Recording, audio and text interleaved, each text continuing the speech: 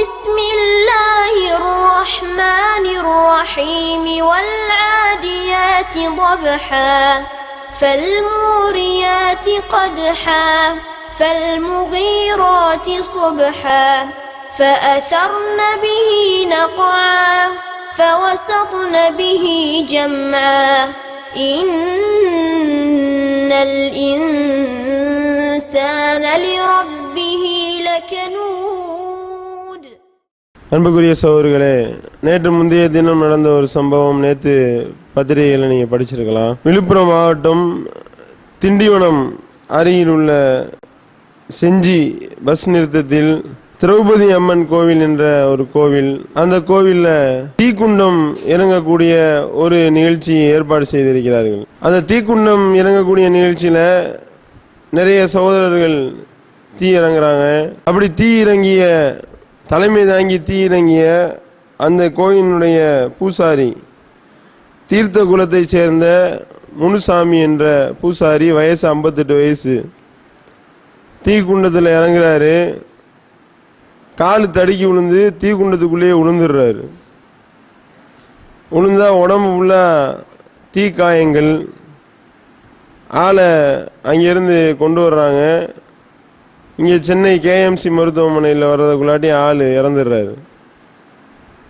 அவன் தீ மிதித்த பூசாரி மரணம் என்று சொல்லி செய்திகளை போடுறதை நம்ம பார்க்கின்றோம். நாங்கள் அற்புதங்களை நாங்கள் செய்கிறோம், எங்களுடைய கடவுள் நம்பிக்கை, அந்த ஆன்மீக பலத்தினுடைய வெளிப்பாடு இந்த அற்புதம் என்று சொல்லி சிலர் இது போன்ற அற்புதம் செய்வதாக சொல்லிக்கொண்டு சில வேலைகளை செய்கின்றார்கள். இது சரியா அப்படின்றத நாம் முதல்ல நம்முடைய பகுத்தறிவை கொண்டு சிந்திக்க வேண்டும். தீ மிதிக்கிறது உண்மையாக இருந்தால், தீ இறங்கிறது உண்மையாக இருந்தால் இவங்க என்ன செய்ய வேண்டும்? நெருப்பையே மூட்டி எரியக்கூடிய நெருப்புல இறங்கணும். அந்த வேலையா செய்கிறாங்க. ஃபுல்லாக அந்த விறகுகளையெல்லாம் தூக்கி அடுக்கி வச்சு அதை தீ மூட்டி அந்த தீயெல்லாம் அணைஞ்சதுக்கப்புறம் அந்த கனல் இருக்கா இல்லையா அதைத்தான் போய் மீச்சிக்கிட்டு தீ குளிக்கிறதுன்னு சொல்கிறாங்க. உண்மையிலே அற்புதம் செய்கிறதா இருந்தால் என்ன செய்யணும்? ஆளுக்கு ஒரு 5 லிட்டர் பெட்ரோலை வாங்கி மேலே ஊற்றிக்கிட்டு தீயை பொருத்தி வச்சு காட்டணும். இங்கே பாருங்க, நான் ஒன்றுமே ஆகலை பார்த்தீங்களா அப்படின்னு சொல்லி சொன்னால் இது உண்மையிலே அற்புதம்னு சொல்லலாம். இது எல்லாரும் செய்வானா இல்லையா? இந்த மாதிரி கண்ணலாக வெந்து கொண்டு இருக்கக்கூடிய அமர்ந்து நீர் பூர்த்த நெருப்பாக இருக்கக்கூடிய அந்த நெருப்பு மேல் நடக்கிறதுன்றது வீட்டில் தாய்மார்கள் அதைத்தானே செஞ்சுக்கிட்டு இருக்கிறாங்க. வீட்டில் சோறாக்கும் பொழுது ஒரு நெருப்பு கங்கை தூக்கி இப்படி தூக்கி போடுவாங்க, அங்கே உள்ள நெருப்பு கங்கை தூக்கி இந்த கையில் எடுத்து போடுறாங்க. ஏன்னா நம்மளுடைய கை அந்த கை தோல் கொஞ்சம் ரஃப்னஸ் ஜாஸ்தி. அந்த அடிப்படையில் ஒரு நிமிஷமோ ஒரு 10 செகண்டோ அல்லது ஒரு 20 செகண்டோ அதை கையில் எடுத்து அது ஒரு பெரிய பாதிப்பு ஏற்படுத்தாது. இப்படி தொடுறதுக்கு பதில் இப்படி தொட்டா என்ன ஆகும்? முடிஞ்சு போச்சு. அதுதானே இங்கே நடந்திருக்கு. அப்போ தீ மிதிக்கக்கூடிய தீ இறங்க போகிறோம், தீ குண்டத்துக்குள்ளே குதிக்க போகிறோம்னா குண்டத்தை வச்சு உள்ளே இறங்குறீங்க. அப்படியாவது செய்யுங்க. தீ குண்டம்னா என்ன? ஒரு பெரிய சட்டியில் ஃபுல்லாக தீயை போட்டு அதில் உள்ளே இறக்கி விட்டா அப்படி சொல்லலாம், இது கரெக்டு, உண்மையிலேயே குண்டத்தில் இறங்குறாரப்பா அப்படின்னு. இது தட தட தட தடன்னு ஓடுறீங்க. நிதானமாக நடந்திருந்தா கூட இந்த மாதிரி விழுந்திருக்க மாட்டாங்க. படபடபடன்னு ஓடுறாங்க. ஓடும் பொழுது கால் தவறி உள்ளே விழுகிறத நம்ம பார்க்கின்றோம். இப்போ இதெல்லாம் என்னத்தை நமக்கு காட்டுது அப்படின்னா, இந்த அற்புதம் என்ற பெயரில் இவர்கள் செய்யக்கூடிய இந்த மாதிரியான விஷயங்கள்லாம் போலியானவை, இதை யாரும் நம்பக்கூடாது அப்படின்றத காட்டுதா இல்லையா? 2 வாரத்துக்கு முன்னாடி இன்னொரு சம்பவம் போட்டிருந்தான். அருள் செல்லக்கூடிய பூசாரி வெட்டி படுகொலை அப்படின்னு போடுறான். இவர் ஊர் உலகத்துக்கெல்லாம் அருள் சொன்னவர், இவருக்கு அவரால் அருள் சொல்ல முடிஞ்சுச்சா? அவர் எப்படி? நான் எல்லாம் நடக்கக்கூடிய நாட்டு நடப்பையெல்லாம் இவர் தான் பேசுறாரு.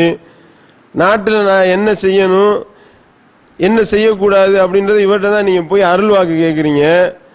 அவரை போட்டு காலி பண்ணிட்டாங்களே. அப்ப அவர் கொலை பண்ண தன்னை கொலை பண்ண வர்றாங்கன்றது அவருக்கு தெரிஞ்சுச்சா இல்லையா? தெரியல. ஆளை வெட்டி சாச்சிட்டாங்கல்ல. அப்பனா இது என்ன சொல்லுது? அற்புதம் என்பது மனிதனால செய்ய முடியுமா? மனிதன் இந்த மாதிரிலாம் செஞ்சான், ஆன்மீக பலம் வந்ததுனால அவன் அற்புதம் பண்ணுவான் அப்படின்றது உண்மையா இருந்தால் எவ்வளவோ அற்புதங்கள் செய்து காண்பித்திருக்கப்பட வேண்டும், ஆனா ஒன்றும் நடக்கல. இதெல்லாம் இது பொய் என்பதை இதெல்லாம் நிரூபிக்கின்றதா இல்லையா? நபிகள் நாயகம் ஸல்லல்லாஹு அலைஹி வஸல்லம் அவர்கள் தான் இருக்கிறதுலே ஆன்மீக பலத்தில் உயர்ந்த நபர். இஸ்லாமிய நம்பிக்கை பிரகாரம் நம்மளுடைய இந்த உம்மத்தில் அல்லாஹ்வுடைய தூதரை விட மிஞ்சின இறைச்சவாதி யார் இருக்காங்களா? கத அலிம்தும் அன்னி அத்துக்காக்குமுலில்லா அசத்துக்கும் அபர்ருக்கும், நீங்கள் அறிந்து வைத்திருக்கின்றீர்கள், உங்களிலேயே அல்லாஹ்வை அளவுக்கு அதிகமாக அஞ்சக்கூடியவன் நானாக இருக்கின்றேன், உங்களிலேயே நல்லறங்கள் புரியக்கூடியவன், அதிகமாக நல்லறங்கள் புரியக்கூடியவன் நானாக இருக்கின்றேன், உங்களிலேயே வாய்மையாக நடக்கக்கூடியவன் நானாக இருக்கின்றேன் என்பதை நீங்கள் அறிந்து வைத்திருக்கின்றீர்கள். நபிகள் நாயகம் ஸல்லல்லாஹு அலைஹி வஸல்லம் சொல்றாங்க. அவங்கள மாதிரி அவங்கள மிஞ்சின இறைச்சவாதி அவனும் கிடையாது. அவங்கள மீறி நல்ல அமல்கள் செய்யறதுக்கு போட்டி போடுறது அவங்களோட யாரும் போட்டி போட முடியாது. அவங்கள மாதிரி வாய்மையா யாரும் நடக்க முடியாது. அவங்கள மாதிரி நல்லறங்கள் யாரும் பண்ண முடியாது. அப்படி இருக்கக்கூடிய அந்த ஆன்மீகத்தில் உயர்ந்த நிலை அடைந்த அந்த தூதரை பார்த்து அல்லாஹ் சொல்றான், குல் நபியை நீங்கள் சொல்லுங்கள், இன்னமா அனபஷரும் மிஸ்லுக்கும் யூஹா இலைய அன்னமா இலாஹுக்கும் இலாஹும் வாஹித், நபியே நானும் உங்களை போன்ற ஒரு மனிதன் தான் என்று நீங்கள் சொல்லுங்கள். இன்னமா அனபஷரும் மிஸ்லுக்கும், உங்களை போன்று நானும் ஒரு மனிதன் தான். அன்னமா இலாஹுக்கும் இலாஹும் வாஹித், உங்களுக்கும் எனக்கும் உள்ள வித்தியாசம் என்ன தெரியுமா? எனக்கு இறைவனத்திலிருந்து வஹி செய்தி அறிவிக்கப்படுது, இதை தவிர உனக்கு எனக்கு வேற வேற்றுமை எதுவும் கிடையாது. இப்படி ஒரு ஆன்மீக தலைவர் சொல்ல முடியுமா? ஏதாவது ஒரு கோயில்ல ஒரு பூசாரின்ட்டு ஒரு சின்ன ரோட்டோரத்தில் ஒரு சின்ன ஒரு கோயிலை ஓபன் பண்ணிட்டாருன்னா அவருக்கு வர்ற ஆன்மீக பலம் என்ன? அவர் தன்னை ஆன்மீக பலம் வந்துட்டு அவர் எவ்வளவு பில்டப் கொடுக்கிறாரு பாக்குறோமா இல்லையா? ஏதாவது ஒரு சின்ன சர்ச்சில் ஒருத்தர் பாதிரியாருன்னு ஒரு போஸ்டிங்க போட்டாங்கன்னா அவர் போடுற ஆட்டம் என்ன பாக்குறோமா இல்லையா? ஆனா இங்க என்ன, ஒரு மிகப்பெரிய ஒரு சமுதாயத்தை தலைமை தாங்கி நடத்தக்கூடிய ஒரு தூதரை பார்த்து அல்லாஹ் சொல்றான், நானும் உங்களை மாதிரி ஒரு மனுஷன்தான். அற்புதங்கள்லாம் பலலாம் கேட்டாங்க, இந்த அற்புதத்தை எல்லாம் பார்த்துட்டு இந்த அற்புதம்லாம் அவன்லாம் கேட்டுக்கிட்டு இருக்கிறான், அந்த அற்புதம்லாம் உன்னால கொண்டு வர முடியுமா? அல்லாஹ்வுடைய தூதரை பார்த்து சொல்றான், இவர்கள் உண்மை ஏற்றுக்கொள்ள மாட்டாங்க அப்படின்னு நீங்க வருத்தப்படுறீங்களா? உங்களால முடிஞ்சா பூமியில ஒரு சுரங்கத்தை தோண்டுங்க பார்ப்போம். அல்லாஹ் சொல்றான், நபிகள் நாயகத்தை பார்த்து சொல்லி காட்டுறான், ஒரு சுரங்கத்தை தோண்டுங்க, வானத்தில் ஒரு ஏணியை போட்டு ஏறி போய் என்னத்தையா செஞ்சு காட்டுங்க பார்ப்போம். அல்லாஹ்வுடைய தூதரை பார்த்து அல்லாஹ் சொல்றான்னா, அற்புதம் என்பது அல்லாஹ்வுடைய தூதராலே செய்ய முடியலன்னா வேற யார் செய்ய முடியும்? ஈசா அலைஹிஸ்ஸலாம் அவர்கள் இறந்தவர்களை உயிர்ப்பிச்சாங்கன்னா எப்படி உயிர்ப்பிச்சாங்க? இல்லா பீதுனில்லா, அல்லாஹ்வுடைய அனுமதியை கொண்டு தான் நான் எல்லாம் பண்றேன். பாக்குறோமா? அப்படின்னும் பொழுது இஸ்லாம் இப்படி நமக்கு அடிப்படையில கத்து தருகின்றது. இந்த நம்பிக்கையை ஒரு இஸ்லாமியன் உள்ளத்துல கொண்டிருந்தான்னா அவன் யார்கிட்டையும் ஏமாற மாட்டான். இதை பார்த்துட்டு உடனே தீய 2 பேர் இப்படி தாவி ஓடினவனையும் உடனே அது உண்மை அப்படின்னு நம்புவானா? ஒரு முஸ்லீமு நம்ப மாட்டான். இந்த மாதிரியான சம்பவங்கள் நடக்காட்டினால் நம்ப மாட்டோம். அப்படின்னும் பொழுது இதுதான் சரியான ஒரு ஆன்மீக பாதையாக இருக்கும் என்பதற்கு நபிகள் நாயகம் ஸல்லல்லாஹு அலைஹி வஸல்லம் அவர்கள் அல்லாஹ் சொல்றானே அது ஒரு ஆதாரமாக திகழ்கின்றது. பாக்குற அந்த சாய்பாபான்ற ஒரு ஆள் என்னென்னலாம் வேடிக்கை காட்டினாரு பார்த்தோமா இல்லையா? தலையிலிருந்து வாட்சை எடுத்தாரு, அங்கிருந்து வாய்க்குள்ள இருந்து லிங்கத்தை எடுத்தாரு, என்னென்னமோ பண்ணாரு. தலையிலிருந்து வாட்சை மட்டும்தான் எடுக்க முடியும், தலையிலிருந்து பூசணிக்காய் எடுக்க முடியுமா? அது நடக்குமா? அந்த வாட்சை HMT வாட்சா இருக்கு. அப்ப ஏதாவது ஒரு புது விதமான வாட்சா கொண்டு வர வேண்டியது தானே? HMT கம்பெனியில வாங்கி தலைக்குள்ள வச்சதுனால தானே அது நடந்துச்சு. எப்படி எல்லாம் அற்புதம் செய்வதாக ஏமாற்றினார்கள் பார்க்கிறோமா இல்லையா? அந்த ஆன்மீக தலைவர் என்று சொல்லிக் கொண்டவர்களையும் பார்க்கிறோம், இங்க நபிகள் நாயகம் ஸல்லல்லாஹு அலைஹி வஸல்லம் அவர்களையும் பார்க்கிறோம். சாய்பாபா இதுக்கே என்ன செய்யறாருன்னா ஒரு செட்டிங்கே பண்றாரு. விஸ்வரூப விராத் அப்படின்னு ஒரு இதை அறிவிக்கிறாரு. விஸ்வரூப விராத்னா என்ன? அதாவது விஸ்வரூபம் பெரிய ரூபம் எடுக்கிறதா. பௌர்ணமி அன்னைக்கு நிலாவில் என்னுடைய உருவம் தெரியும், நான் விஸ்வரூபம் எடுக்க போறேன் அப்படின்னு சொல்லி அறிவிக்கிறாரு. அறிவிச்சு அவர் உயிரோடு இருக்கும்போது பெங்களூர் நடந்த சம்பவம் அந்த பெங்களூர் புட்டபர்த்தி அந்த கிரவுண்டுல மக்களை எல்லாம் திரள்றாங்க. 7 மணிக்கு பௌர்ணமி அன்னைக்கு சாய்பாபா அந்த நிலவுல விஸ்வரூபம் எடுக்க போகிறார், விஸ்வரூபம் விராத் காட்ட போறாரு, அப்படி பண்ண போறாரு இப்படி பண்ண போறாருன்னு SMS இமெயில் நெட்டில் அறிவிப்பு பரபரப்பாக்குறாங்க. மக்கள் எல்லாம் கூடி நிக்கிறாங்க. இவர் வந்து இறங்குறாரு.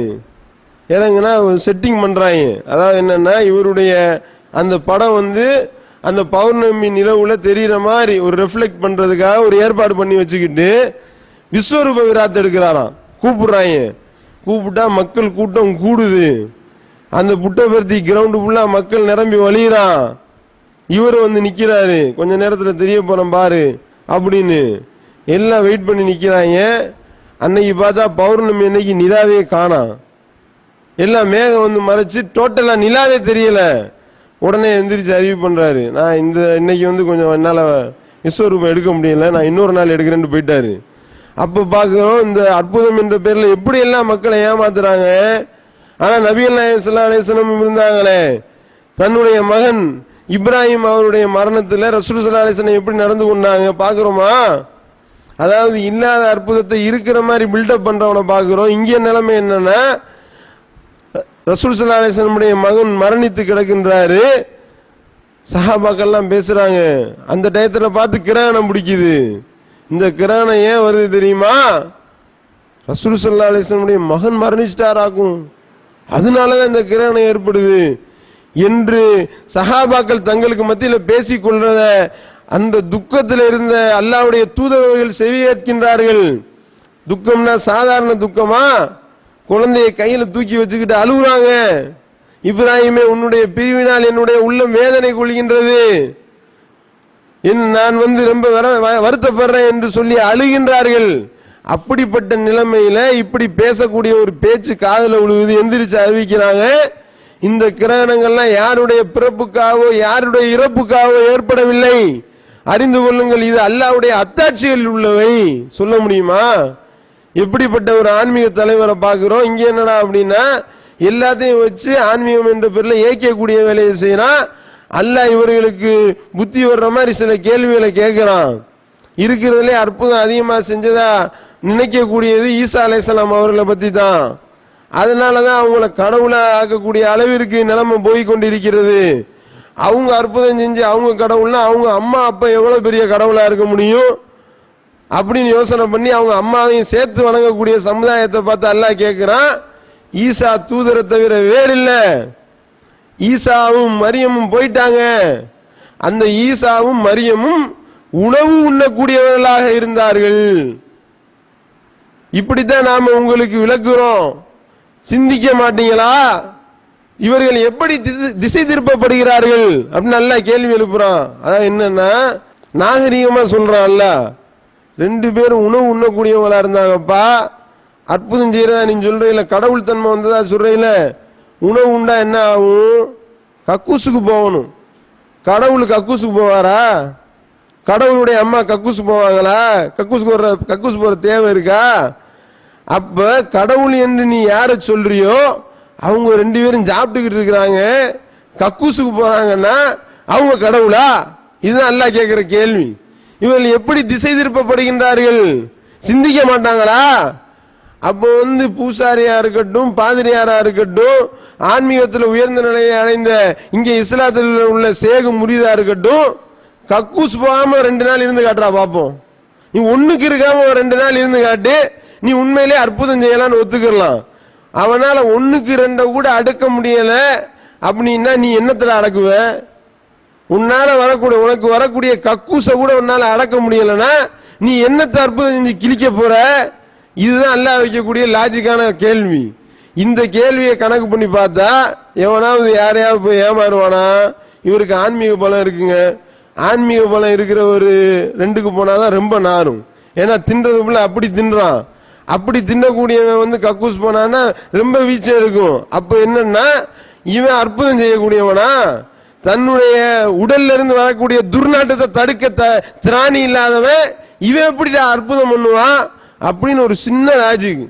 இந்த ஒரு சின்ன லாஜிக்கை விளங்கிக்கிட்டாலே இப்படி மக்கள் ஏமாறக்கூடியது தடுக்கப்படும். பாதிரியார்கள் என்ற பேர்ல கூத்தடிக்கிறானே, பரிசுத்த ஆவி இறங்கிருச்சு, இந்த பரிசுத்த ஆவி மூலமா எல்லாம் பண்ண போறேன் அப்படின்னு சொல்றானே, அவனுக்கும் இதே நிலைமை தான். பரிசுத்த ஆவியை வச்சு நாங்க அந்த அற்புதம் பண்றோம், குருடர் பார்க்கிறார், செவிடர் கேட்கிறார், ஊமை பேசுது, செத்தவெல்லாம் உயிர் கொடுத்து எழுப்ப போறான் அப்படின்னு சொல்லி அற்புதம் பண்றவன், அவன் வண்டியில போய் ஆக்சிடென்ட் ஆனா அந்த டிஜிஎஸ் தினகரனை தூக்கி கொண்டே அப்போல தானே சேர்த்தாங்க, அற்புத பெருவிழா கொண்டு போகல. அப்ப என்ன அற்புதம் நீ பண்ண? உனக்கு நீயே அற்புதம் பண்ண முடிஞ்சுச்சா? நீ ஆக்சிடென்ட் ஆனவனே உன்னை கொண்டு போய் அற்புத பெருவிழால வச்சா உயிர் பிழைக்க வச்சாங்க, நீ ஆக்சிடென்ட் ஆகி அதுல செத்தியா இல்லையா? அப்ப இதுல இருந்து என்ன விளங்குது? உலகத்துக்கெல்லாம் ஆசி வழங்குற போப்பாண்டவருக்கு வலிக்கு விழுந்து கை உடைஞ்சு போச்சு, அந்த கைக்கு அவருடைய கைக்கு அவரால் ஆசி வழங்க முடியல, போய் மருத்துவமனையில கையில கட்டு போட்டுட்டு தான் வந்தாரு அப்படின்னா, அப்ப இதுல என்னத்தை காட்டுது? நீ எவ்வளவுதான் பெரிய போப்புன்ற இடத்துல போய் வச்சாலும் அவரு கக்கூசுக்கு போகத்தான் செய்வார். அப்ப அல்லாஹ் இதுக்காகவே இந்த ஏற்பாடை பண்ணி வச்சிருக்கிறான் பாருங்க. நீ எங்க போனாலும் ஒரு 1/2 கிலோ மலத்தை சேர்த்து தான்டா நீ சுத்தணும், இது இல்லாம நீ கிட்ட இருக்க முடியாதரா, நீ மலை ஜலத்தை சுமந்து கொண்டுதான் நீ திரிய வேண்டும் அப்படின்னு அல்லாஹ் ஏற்பாடு பண்ணி வச்சிருக்கிறதே. இப்படி தனக்கு பெரிய அற்புதம் இருக்கு, அது இருக்கு, இது இருக்குதுன்னு சொல்லிடுவாங்கன்றதுக்காக தான் அல்லாஹ் இந்த ஏற்பாடை பண்ணி வச்சிருக்கான் போல. அப்படிதான் நம்ம யோசனை பண்ண வேண்டி இருக்கின்றது. அப்ப இஸ்லாம் சொல்லக்கூடிய இந்த வழிகாட்டுதல் எப்படி மக்களை அறிவுடையவர்களா உருவாக்குது, மற்ற மதம் எப்படி மக்களை மடையர்களா ஆக்கி கொண்டிருக்கின்றது என்பதற்கு இது போன்ற நிகழ்வுகள் எல்லாம் நம் கண் முன் காட்சி தருகின்றன. அந்த அடிப்படையில இதை உணர்ந்து அல்லாஹ்வை அஞ்ச வேண்டிய முறைப்படி அஞ்சி மறுமையில் வெற்றி பெறக்கூடிய அன்மக்களாக வல்ல இறைவன் நம் அனைவரையும் ஆக்க வேண்டும் என்று கேட்டு நிறைவு செய்கின்றேன். வாயிதவான அல்ஹம்துலில்லாஹி ரப்பில் ஆலமீன். அல்லாஹ்